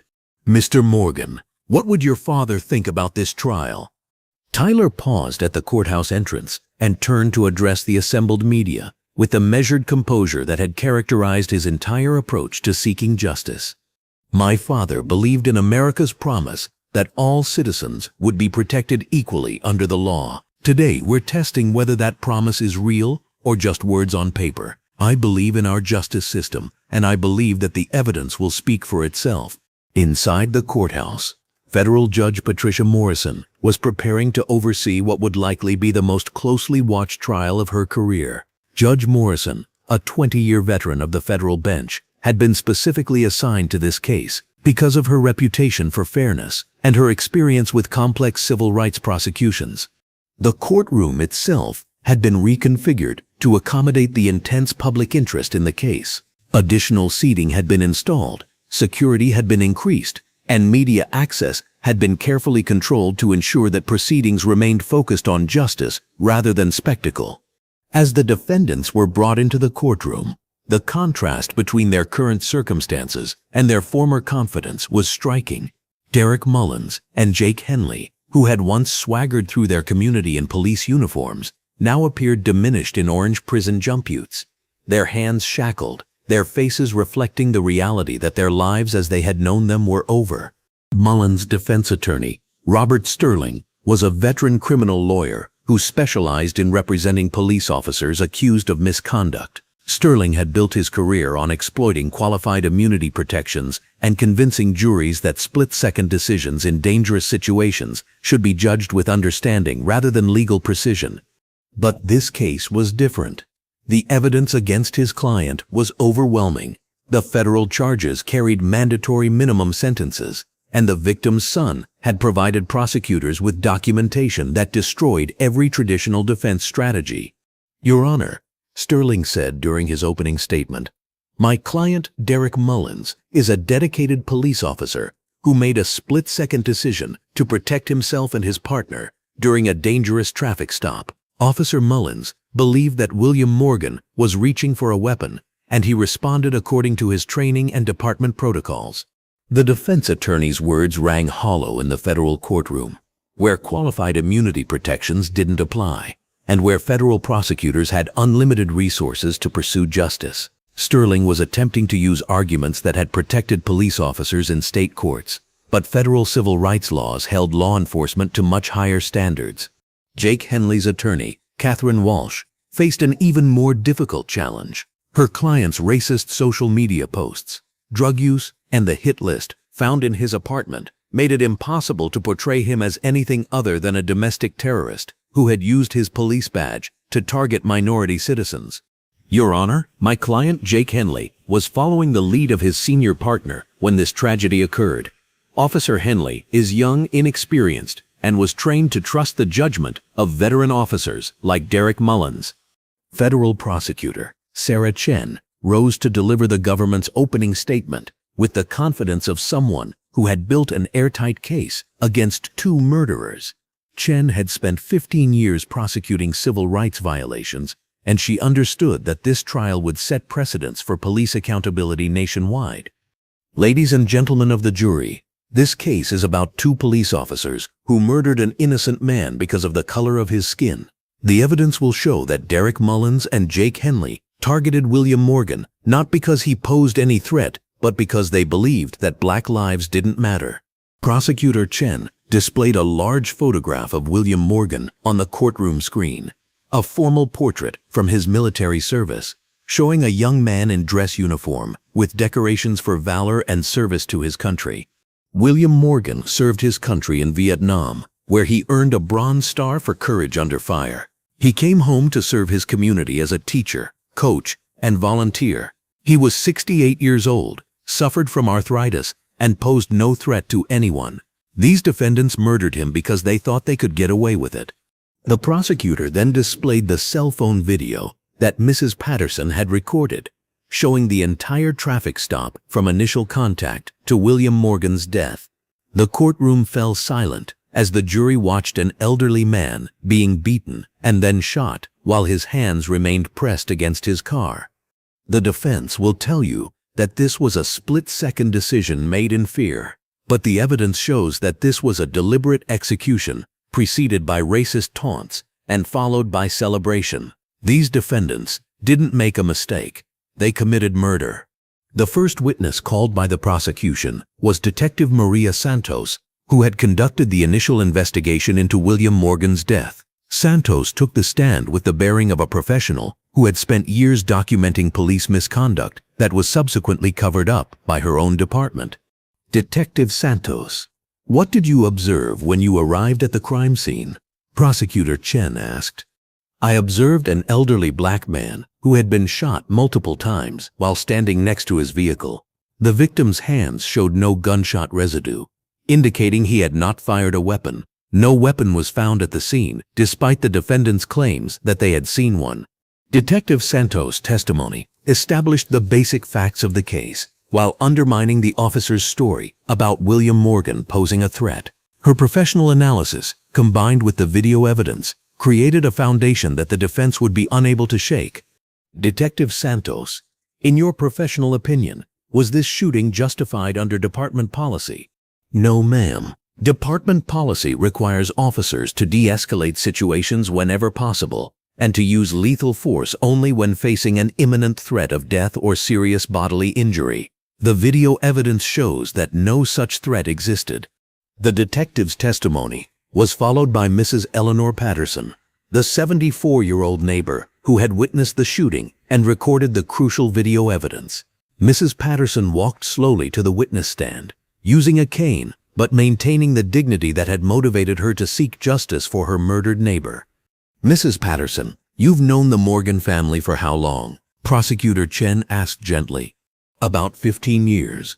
William was one of the kindest men I've ever met. He shoveled my driveway in winter, brought me groceries when I was sick, and always had time to talk when I was feeling lonely.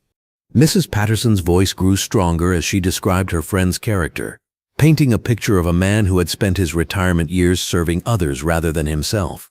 Mrs. Patterson, please tell the jury what you observed on the afternoon that William Morgan was killed. The elderly woman looked directly at the defendants as she recounted the shooting, her voice clear and unwavering, despite the emotional difficulty of reliving the tragedy. I saw those officers attack William for no reason. He wasn't fighting back, wasn't threatening anyone. He was just trying to answer their questions when they started hitting him with that stick. Then they shot him down like a dog in the street. Mrs. Patterson's testimony was devastating to the defense, as her clear recollection and obvious credibility made it impossible to argue that the officers had acted in self-defense. Defense attorney Sterling attempted to discredit Mrs. Patterson during cross-examination, suggesting that her age and distance from the scene had affected her ability to accurately observe the shooting. Mrs. Patterson, you're 74 years old, correct? And you were watching from inside your house, looking through a window? Young man, I may be 74, but my eyes work just fine. I saw everything clearly, and I recorded it on my phone to make sure no one could deny what those officers did to William. The defense attorney's attempt to undermine Mrs. Patterson's credibility backfired, as the jury clearly respected the elderly woman's courage in speaking truth to power despite her age and vulnerability. The prosecution's most powerful witness was Tyler Morgan himself. When his name was called, Tyler rose from his seat in the gallery and walked to the witness stand with the bearing of a man who had spent his career serving his country under the most dangerous circumstances imaginable. Mr. Morgan, please state your name and occupation for the record. Tyler Morgan, Senior Chief Petty Officer, United States Navy, SEAL Team 6. The simple statement carried enormous weight in the federal courtroom. Everyone present understood that they were hearing testimony from one of America's most elite warriors, a man who had served his country in ways that most people could never imagine. Mr. Morgan, William Morgan was your father, correct? Yes, ma'am. He was my father, my role model and my hero. Tyler's voice remained steady and professional, but the jury could see the deep love and respect he held for his murdered father. Mr. Morgan, please tell the jury about your father's character. Tyler looked directly at the defendants as he described William Morgan's life of service and sacrifice. His words carried the authority of someone who had seen courage under fire and recognized the same qualities in his father's civilian service. My father was the gentlest man I've ever known. He taught Sunday school for 20 years, coached youth basketball, and spent his retirement helping at-risk teenagers find better paths in life. He never raised his hand to another person, never spoke with hatred about anyone, and believed that every human being deserved dignity and respect. Tyler's testimony continued for over an hour as he detailed his father's military service, his contributions to the community, and the impact of his murder on everyone who had known him. The courtroom remained completely silent as this decorated warrior spoke about a man who had embodied the best values of American citizenship. Mr. Morgan, how has your father's death affected you personally? Tyler paused for the first time during his testimony, allowing the weight of his grief to show, before responding with characteristic honesty. My father's death has devastated our family and our community, but it has also motivated me to ensure that his legacy includes protecting other families from experiencing what we've gone through. My father believed in justice, and I'm committed to ensuring that his killers face full accountability for their crimes. Defense attorney Sterling faced an impossible task during cross-examination. How do you attack the credibility of a Navy SEAL whose father was murdered by your client? How do you suggest that a decorated war hero is lying about racist police officers who had documented histories of violence and hatred? Mr. Morgan, you weren't present when this incident occurred, were you? No, sir. I was conducting military operations when my father was murdered. So your testimony about what happened is based on second-hand information rather than personal observation? Tyler's response was delivered with the precision of a sniper taking aim. Sir, my testimony about my father's character is based on 30 years of personal observation. My testimony about what these defendants did to him is based on video evidence, witness statements, and their own text messages celebrating his death. The defense attorney realized that his cross-examination was only strengthening Tyler's credibility and reinforcing the prosecution's case. He quickly ended his questioning and returned to his seat, understanding that every moment he spent attacking William Morgan's son was damaging his client's chances of avoiding conviction. The prosecution's case continued with expert testimony about the ballistics evidence, medical examiner reports, and digital forensics analysis of the defendant's communications. Each piece of evidence reinforced the central narrative that Derek Mullins and Jake Henley had murdered William Morgan in cold blood because of racial hatred. Dr. Michael Roberts, the medical examiner who had performed William Morgan's autopsy, testified about the trajectory of the bullet wounds and the impossible claim that the victim had been threatening the officers when he was shot. Dr. Roberts, based on your examination of William Morgan's body, what can you tell us about the circumstances of his death? The bullet wounds indicate that Mr. Morgan was facing away from the shooters when he was hit. The trajectories are inconsistent with someone reaching for a weapon or making threatening gestures toward the officers. The evidence suggests that Mr. Morgan was attempting to move away from the officers when they opened fire. The medical evidence destroyed any remaining credibility for the defense's self-defense claims. William Morgan had not only been unarmed, he had been trying to escape when the officers decided to execute him. FBI Special Agent Rebecca Torres testified about the digital evidence that had been recovered from the defendant's phones and computers. Agent Torres displayed the racist text messages, social media posts, and communications that revealed the officers' true motivations for targeting William Morgan. Agent Torres, what did your analysis of the defendant's communications reveal about their state of mind after the shooting? The messages show complete absence of remorse and confidence that their department would protect them from consequences. They referred to Mr. Morgan using racial slurs and expressed satisfaction that they had taught him a lesson. These communications demonstrate consciousness of guilt and racial animus. The FBI agent's testimony was followed by the playing of recorded phone calls between the defendants and their supervisors, revealing how the department had immediately begun crafting a cover story to protect the officers from accountability. As the prosecution rested its case, defense attorney Sterling faced the reality that his client's conviction was inevitable. The evidence was overwhelming, the witnesses were credible, and the federal charges left no room for the qualified immunity protections that had shielded corrupt police officers in state courts.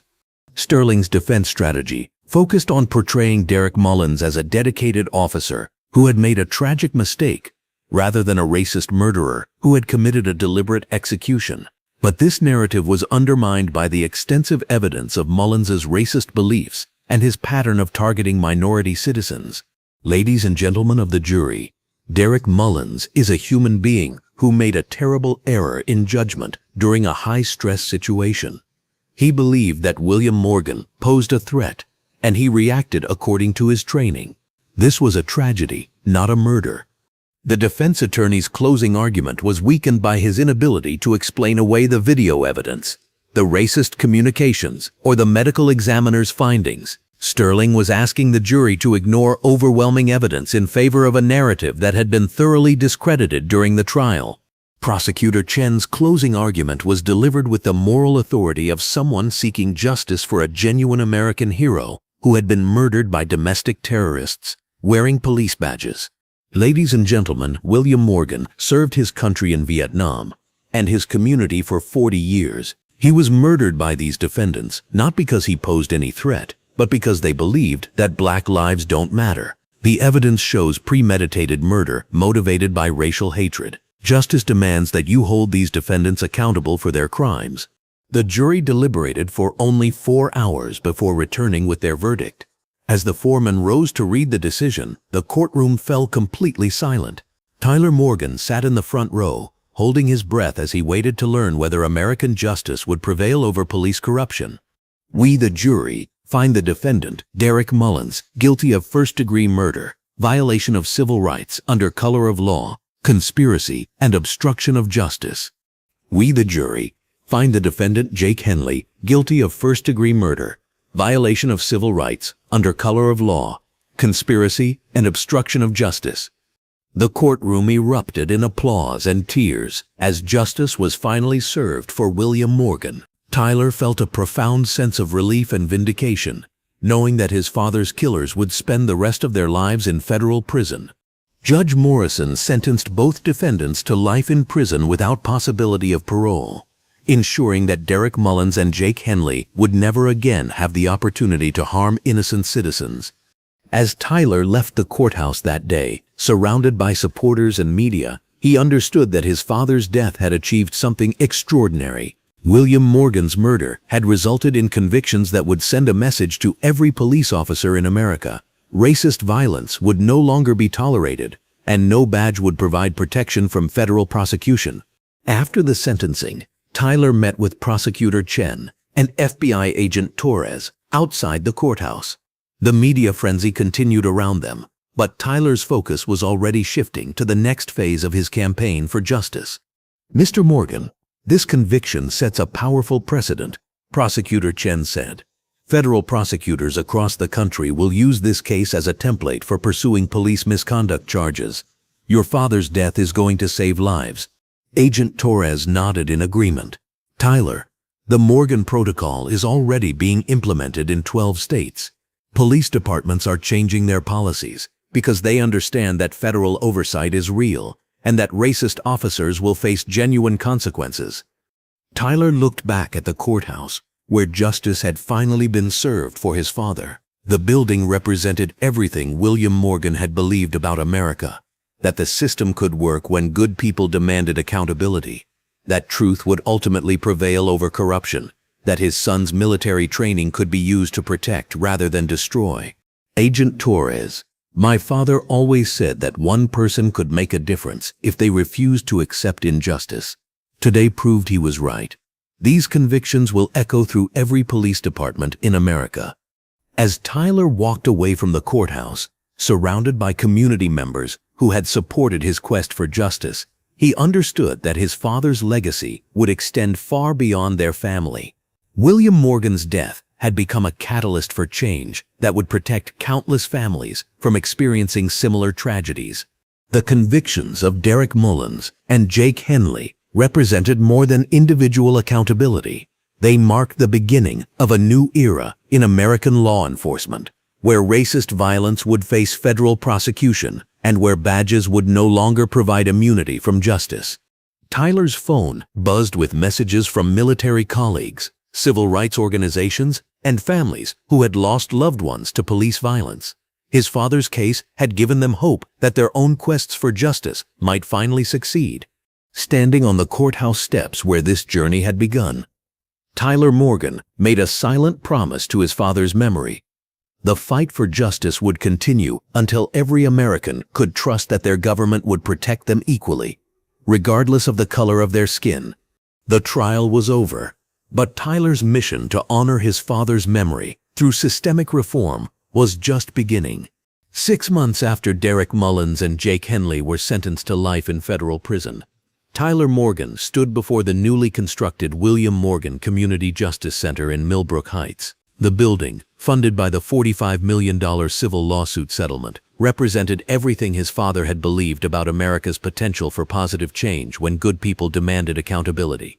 The morning sun cast long shadows across the dedication ceremony, where over 1,000 community members, military veterans, civil rights leaders, and federal officials had gathered to honor William Morgan's memory and celebrate the systemic reforms that had emerged from his tragic death. "Ladies and gentlemen," Tyler began, his voice carrying clearly across the assembled crowd, "my father believed that every life had purpose, even in death. He believed that America could fulfill its promise of equal justice for all citizens, regardless of their skin color or economic status. Today, we're proving that his faith in our country was justified." The William Morgan Community Justice Center housed multiple programs designed to prevent future tragedies like the one that had claimed Tyler's father. The building included a civilian oversight office with real authority to investigate police misconduct, a community mediation center for resolving conflicts without police involvement, and a training facility where law enforcement officers learned de-escalation techniques and cultural sensitivity.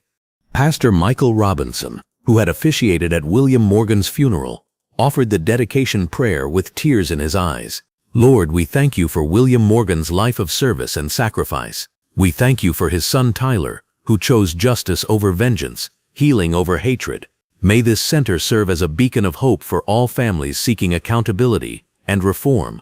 The ceremony was attended by FBI Director Rebecca Martinez, who had flown in from Washington specifically to acknowledge the national impact of Tyler's campaign for police accountability.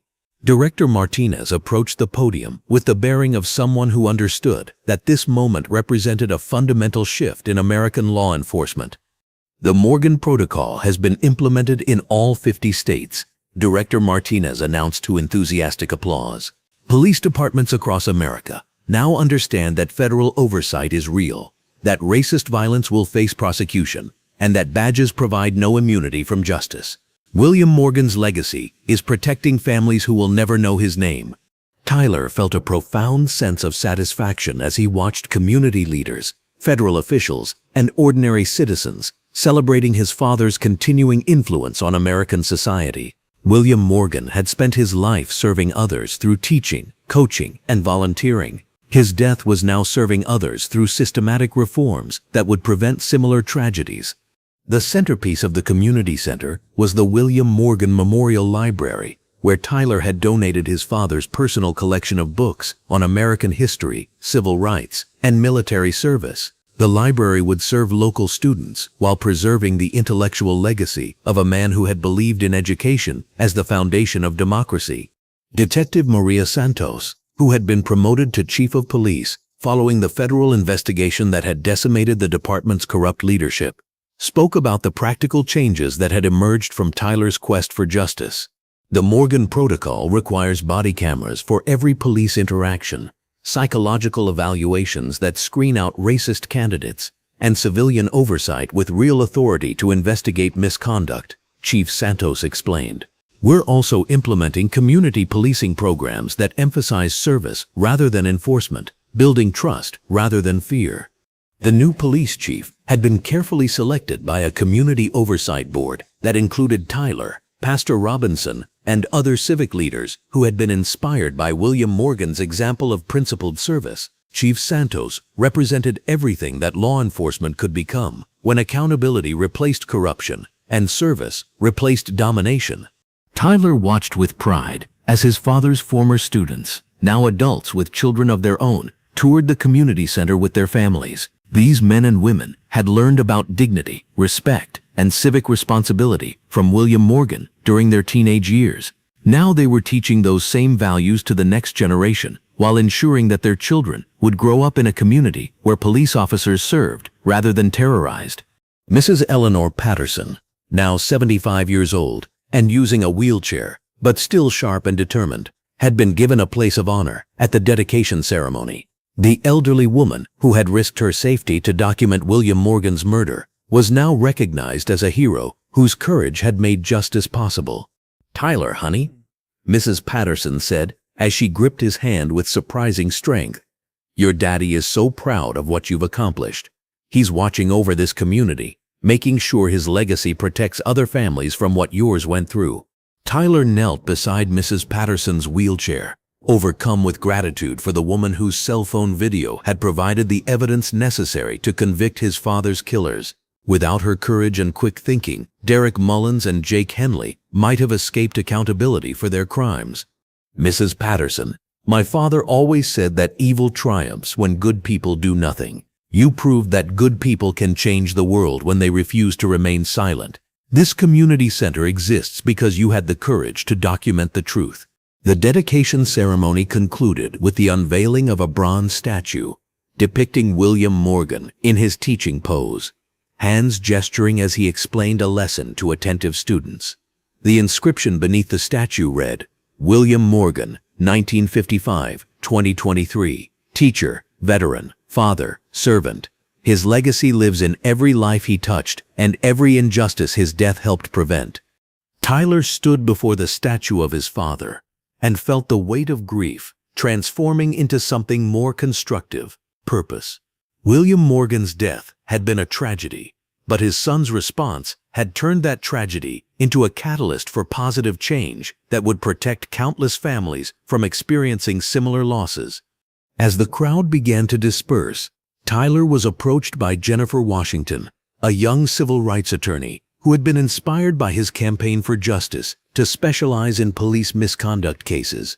Jennifer represented a new generation of legal advocates who understood that federal resources and military precision could be applied to domestic justice issues. Tyler, I wanted to thank you for showing us how to fight corruption systematically rather than just reacting to individual cases, Jennifer said. The Morgan Protocol has given us tools that we never had before. We're winning cases that would have been impossible to prosecute just 2 years ago. Tyler looked at the young attorney and saw his father's influence extending through another generation of people committed to justice and equality. William Morgan had taught Sunday school for 20 years, shaping young minds with lessons about dignity, compassion, and civic responsibility. His death was now teaching those same lessons to people who had never met him, but who understood that his legacy demanded their service.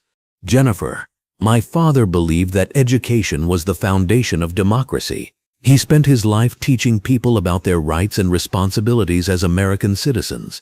What you're doing in the courtroom is continuing his mission in a different classroom. That evening, Tyler returned to the cemetery where his father was buried. The grave was surrounded by flowers from community members who continued to honor William Morgan's memory. But Tyler also noticed something new: handwritten notes from children at the elementary school where his father had volunteered as a crossing guard. Dear Mr. Morgan, one note read in careful cursive handwriting, "Thank you for helping us cross the street safely. We miss you, but we know your son is making sure all kids are safe now." Tyler knelt beside his father's headstone and spoke quietly to the man who had shaped his character and motivated his quest for justice. Dad, the community center is finished. The reforms are working. Police officers across the country understand that racist violence will face federal prosecution. Your death is saving lives, and your legacy is protecting families you never met. The wind rustled through the trees surrounding the cemetery, carrying the scent of summer flowers and the promise of continued growth. Tyler felt his father's presence in that gentle breeze, a reminder that love persists beyond death and that good people leave legacies that extend far beyond their own lives. Tyler's secure phone buzzed with a text message from FBI agent Torres. Morgan Protocol implemented in final holdout states. All 50 states now require federal reporting of police misconduct. Your father's legacy is officially nationwide. Tyler Morgan stood beside his father's grave and understood that William Morgan's influence would continue growing long after both of them were gone. The gentle Sunday school teacher who had been murdered by racist police officers was now posthumously protecting families across America through reforms that his son had fought to implement. As Tyler prepared to leave the cemetery, he was approached by a young black boy, perhaps 8 years old, who had been visiting his grandmother's grave with his family. The child approached Tyler with the innocent curiosity that characterized his generation. Kids who would grow up in a world where the Morgan Protocol made police accountability a reality rather than just a hope. "Mister, are you Tyler Morgan?" the boy asked politely.